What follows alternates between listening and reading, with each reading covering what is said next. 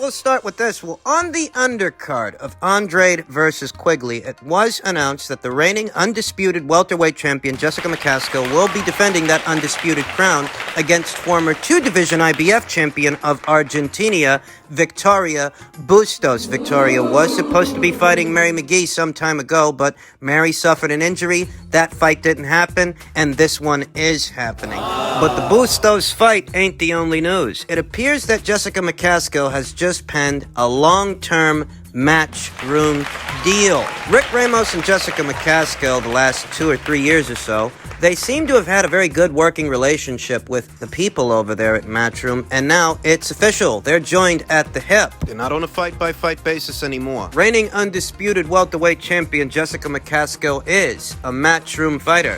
A Matchroom fighter officially. Preliminary thoughts on this Bustos fight.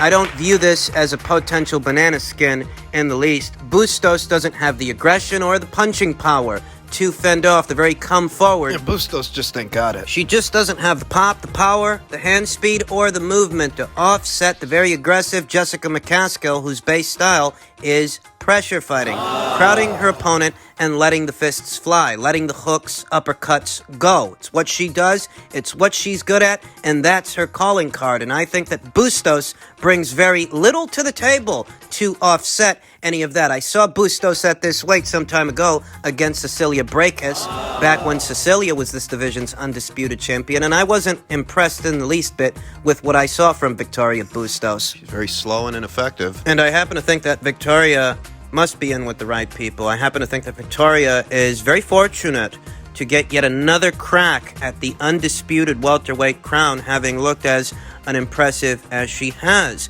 as of late. She already lost to Cecilia Brækhus for the undisputed crown at 147 pounds. Since then, she's racked up 3 professional victories, 2 against 2 girls with losses in the double digits, and Yamileth Reynoso. She won a majority decision in that fight. So at minimum, she is on the up and up. She is on a 3-fight winning streak, albeit a winning streak against girls that are less than capable. I wonder if this won't qualify as a mandated title defense for Jessica McCaskill. I mean, I know of no mandate that has actually come down from the IBF, though it being that Victoria Bustos has been an IBF champion at 135 pounds, then again at 140. I wonder that she doesn't qualify as a mandatory challenger for Jessica McCaskill's IBF title. Don't know if that's what's going on here. I mean, I haven't heard of an order coming down.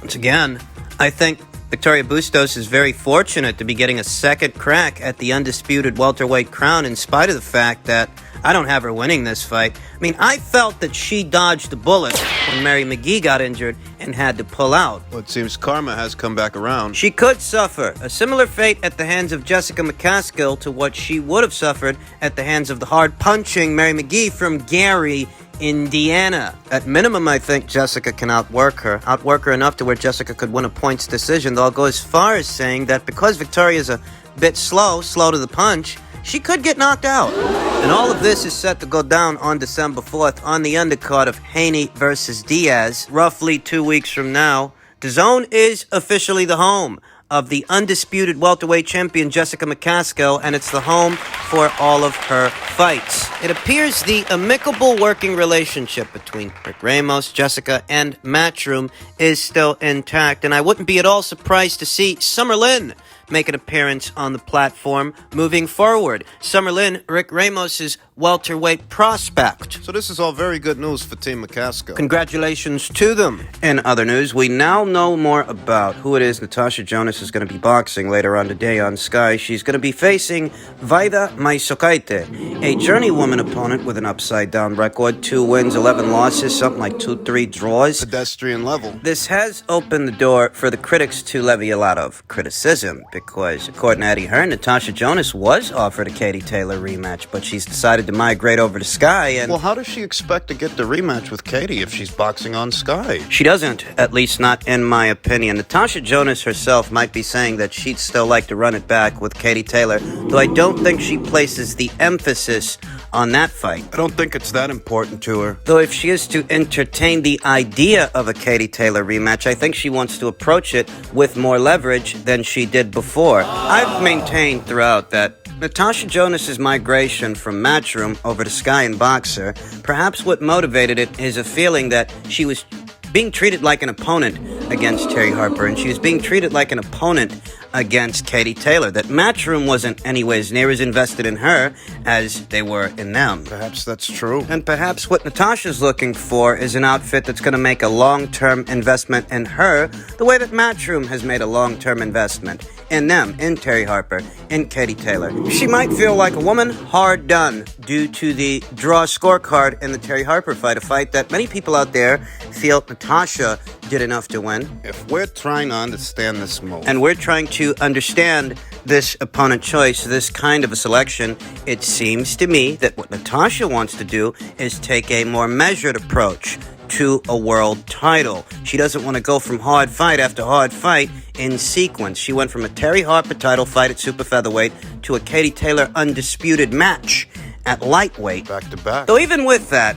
I can't justify an opponent like this. I can't pour sugar on shit when it comes to Vaida Masiokaite, what kind of fighter she is, and her record. Vaida, who after 17 professional fights, 11 of them being losses, has only ever been stopped once. Hearing that this is the opponent that Matchroom rejected. This is the opponent that Matchroom would not approve for Natasha Jonas's very next fight before it was announced that she'd migrated over to Sky. So what are you supposed to say? What are you supposed to say when Eddie Hearn's on camera stating that they offered her a Taylor rematch, and as far as their very next fight, they offered her names like Victoria Bustos, who's going to be in action very soon against Jessica McCaskill. We talked about that. We just talked about that.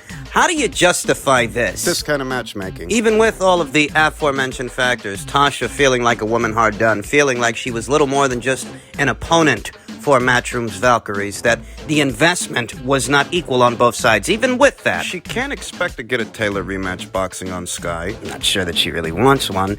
And looking at this opponent choice, this kind of matchmaking, It's a little hard to defend, if I'm being honest. one might argue that it can't be defended. I just hope moving forward, beyond this fight, that I'm sure Tasha should make it through. I'm just hoping the matchmaking gets better next year. Because if this kind of matchmaking continues, Natasha will make herself subject to a lot of criticism. In other news, an update to a previous story that we talked about here on the channel in reference to a potential Oscar Valdez versus Emmanuel Nava super featherweight contest. According to Emmanuel Nava, he's said to be a promotional free agent, free to shop himself around to other outfits, but Zenfa's saying the opposite. Zenfa Promotions, Fernando Beltran, they're saying they have a binding contract, despite the fighter's claim that he is now a free agent. And I don't know how this is going to break down. I don't know what the miscommunication here is. Why is Emmanuel Navarrete running around telling every man, woman, and his dog that he's a free agent if he's still under contract with Zenfer? In the past, he has been co-promoted by both Zenfer and Top Rank. Yet according to Emmanuel, he's declaring free agency, and he wants the best fights possible. He was quoted as saying, "I'm very happy that my name is being mentioned for great fights. There is Valdez. There are also other champions who catch my attention. Many of them want to fight me, and that tells us we're doing things well. I am going to sit down with my representative, Alejandro Brito, to see what will be the best thing for us." Is he a free agent or is he not a free agent? Perhaps he wants to be. Perhaps he doesn't want that Oscar Valdez fight as much as Fernando Beltran wants it for him. It was Fernando Beltran post-fight who I saw asking Uncle Bob about that Valdez fight, though I'm not sure that Navarrete likes that fight as much as Fernando does. Maybe not. My interpretation of an Oscar Valdez versus Emmanuel Navarrete fight from where Emmanuel is sitting is a fight that they're looking at because they ain't got much more to offer Emmanuel at 126 pounds. Gary Russell Jr., reigning WBC champion, and Leo Santa Cruz, reigning WBA champion, they're over there on the PBC side of things. Kiko Martinez, he's as good as a matchroom fighter. Kiko Martinez, who very recently upset the apple cart for Kid Galahad, took his belt. Maybe Emmanuel Navarrete wants to unify. Maybe he doesn't want to leave the featherweight division just yet. He did mention other champions. I'm assuming he's talking about champions in his own weight class, in his own division. But what about those champions? If he's talking about Gary Russell Jr. and Leo Santa Cruz, those are PBC guys. And unless he's able to cross over to that side of the street, those fights aren't actually available to him. Now, Kiko Martinez, reigning IBF champion, who very recently upset the apple cart for Kid Galahad, took the belt from him. That's an avenue. Perhaps that's an avenue that's available to him. And perhaps that's an avenue that he wants to go down. Eddie Hearn did mention a potential unification match between Kiko Martinez and Emmanuel Nava. Maybe that's what he has in mind, though we don't know here and now that he's actually available to take a fight like that. According to Zanfer, he's still under contract with them, whereas according to him, he's a free agent. This needs reconciliation. I'll tell you what I think. I think the only reason that Zanfer and Top Rank want to do that Valdez fight is because they can't secure him Gary Russell, PBC guy. They can't secure him Leo Santa Cruz, another PBC guy. Kiko Martinez is a possibility, though that would be a Matchroom show. I have no doubts that that fight means more to Matchroom. They'd be willing to put up more money than Top Rank to do that fight. Kind of like Hooker versus Ramirez, that kind of situation. And in that situation, Top Rank doesn't want to get into a figurative bidding war with Matchroom for that unification match because they know Matchroom's willing to put up more money than they are to do the fight. So what they want to do is have Emmanuel move up to 130 pounds and take on their guy, Oscar Valdez. Keep everything in-house. I mean, between that and Oscar Valdez not wanting to unify with Shakur Stevenson, that's how we got here, to this potential Valdez versus Navarrete situation, though I get the sense, given these recent developments, Maybe Emmanuel wants to stay at featherweight. maybe he's not as gung-ho as everybody else is to do that Oscar Valdez fight because there are still opportunities at 126 pounds, at least one. There's still one unification match that can be done, and while it might require him to cross the street for at least one fight, go over there to Matchroom, perhaps that's something he wants to pursue before moving up in weight to take on an Oscar Valdez. And there's got to be a reason you got such wildly different accounts of the same situation, the same story. According to Emmanuel, he's a free agent. According to Zanfer, that's not the case. And we'll find out how it all breaks down. We'll find out what's really going on here. Because, well, we're gonna fucking have to. Is the guy under contract or is he not under contract? And finally, per tweet from Michael Benson, Canelo Alvarez was asked why he's moving up to cruiserweight to challenge Lunga Makabu and simply stated, Canelo says, I want to make history and I like challenges. That's why. Canelo Alvarez asked why he's opting to fight Lunga Makabu at cruiserweight rather than David Benavidez. Right now, I can do whatever I want. I faced all the 168-pound champions. I took the titles away from all of them. Now I do what I want. Simple as. Because if anyone in this era of boxing has earned the right to march to the beat of their own drum, it would be Canelo Alvarez. I think it was former world champion Ishe Smith that said it best.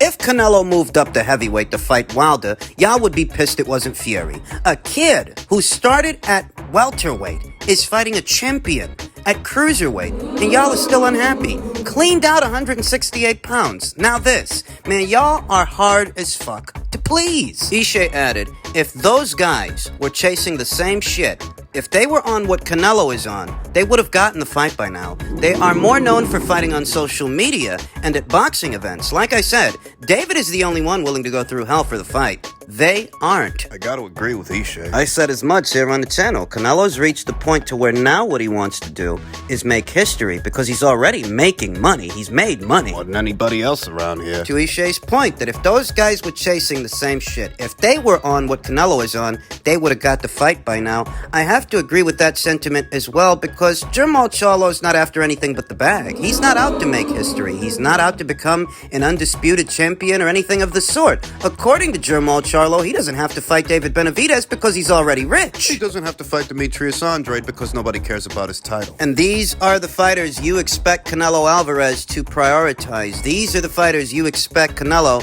to give special treatment. A guy that says, well, I don't have to fight one of my contemporaries because I'm already rich. Well, Canelo's richer than a lot of them. Who can play that game? If you're saying that you ain't got to fight David because you're rich, Canelo can turn around and say the same fucking thing to you. That's how that works. And while you might have a small contingent of fight fans that want to criticize Canelo Alvarez for fighting a cruiserweight champion that they aren't familiar with, those criticisms fall on deaf ears and cannot be heard. You can't hear those critics over the roar of Canelo's adoring fans. Those criticisms cannot be heard over the roar of Canelo Alvarez's adoring public, which greatly dwarfs whatever public's interested in Jermall Charlo or David Benavidez or any of those guys, majority rules. More of the boxing fans are on Canelo Alvarez's side than the other way around. The question is why? And the answer is simple. It's what I've been telling you guys all along. It's what I've been telling you guys all this week. It's because Canelo fought the fights, the big ones, the important ones, the risky ones, and these guys haven't. The boxing community knows that. The boxing community knows that Canelo Alvarez, in spite of having suffered his first professional loss to Floyd Mayweather,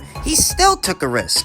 Decided to take on Erislandy Lara at a time when there was no incentive to do so. Neither of the Charlo brothers did that. That was a prime Erislandy Lara. He added his chapter of the Puerto Rico versus Mexico rivalry, an age-old rivalry in boxing, to the annals of boxing history by facing a legend in Miguel Cotto. He took on the then number one middleweight, what is still ranked as the number one middleweight in the world, Gennady Golovkin. He fought that guy 2 times. You want us to believe that he's got something to be afraid of in Jermall Charlo? That he owes something to David Benavidez? David Benavidez, who 2 times costed himself his own world title. No, he doesn't know these guys anything. Not after having unified a division that was happy to stay divided for years. Not after having unified that division, collected all the alphabet titles, and become its undisputed champion in only 11 months. He doesn't know these guys nothing. And if you think you're gonna guilt trip and whataboutism your way on social media, double standard and bias your way into... None of that shit is gonna work. You're not making any salient points when you put the onus on Canelo Alvarez to fight every man, woman, and his dog and turn a blind eye to the cherry picks. Oh, you want to give everybody a pass, but Canelo... Oh, Jermall can skip out on a unification match with Demetrius Andrade and pass on a